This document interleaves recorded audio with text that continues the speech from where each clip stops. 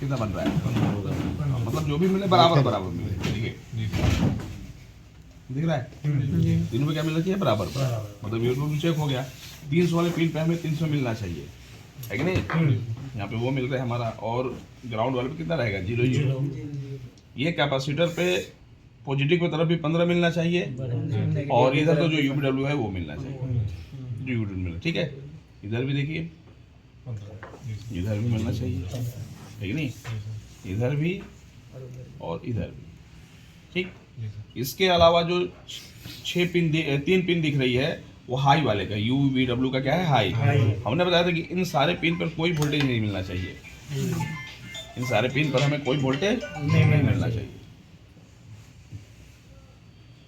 ठीक है, उसके बाद क्या है, लो वाला है, लो वाला है। हाँ, उसके बाद लो वाला है, तो इसमें भी हमें कोई वोल्टेज नहीं मिलना नहीं मिलना चाहिए 3 पे।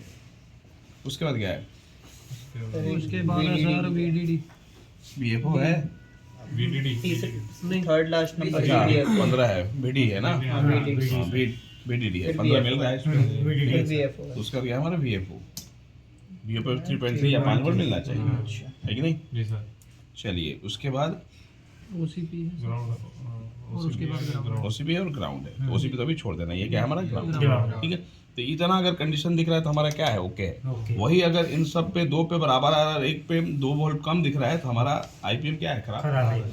सिग्नल वाले पिन पे कभी भी वोल्टेज आना नहीं चाहिए। अगर वही हम पॉजिटिव पे देख रहे हैं कि अगर किसी पे 15 नहीं बन रहा तो अंदर से क्या हो सकता है, प्रॉब्लम हो सकता है, तो वो भी हमारा किसका प्रॉब्लम रहेगा, आईपीएम का। तो इतना हमारा अभी कूल टेस्टिंग से पता चला कि चलो आईपीएम में भी लग रहा है कि फॉल्ट नहीं है कि नहीं। अगर इसमें इतना वोल्टेज हमने मिला, अगर इसमें वोल्टेज में कोई गड़बड़ी रहता तो पूरा दोष किसका रहता, आईपीएम। पूरा दोष है किसका रहता, हमारा आईपीएम का रहता है, क्योंकि यहाँ 15 आईपीएम के अंदर से बनता है। हम देख रहे हैं कि 15 वोल्ट के कैपेसिटर पे हमारा मान लो 15 बन रहा है, लेकिन यहाँ पर बन रहा है 12, वो तो बनना ही नहीं चाहिए। तो किसका दोष है, वो आईपीएम का दोष है।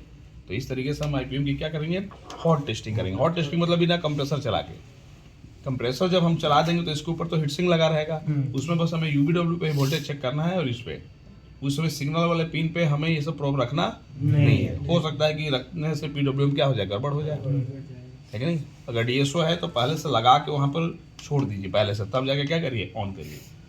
तो एक पिन पर सिग्नल हमें क्या हो सकता है, दिख सकता है।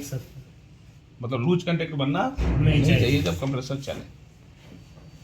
ठीक है, तो इस तरीके से हम क्या कर सकते हैं, आईपीएम को चेक कर सकते हैं। मतलब आईपीएम का वोल्टेज के ऑन ऑफ कंडीशन क्या मिलना चाहिए, वही जब कंप्रेसर चलाएंगे तो यहाँ हमें 150 मिलेगा, इसके ग्राउंड वाले पे भी 150 मिलेगा, और जब पॉजिटिव की तरफ चेक करेंगे तो 15 वोल्ट 150 से क्या दिखेगा, एक्स्ट्रा दिखेगा।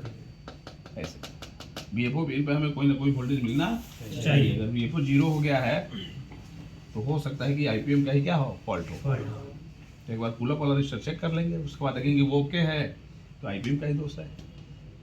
मतलब पुल अप वाले रजिस्टर पे अगर एक पे 5 वोल्ट दिख रहा है एक सिरे पे, तो दूसरा सिरे पे निगेटिव दे रही है, तभी क्या है, वो 0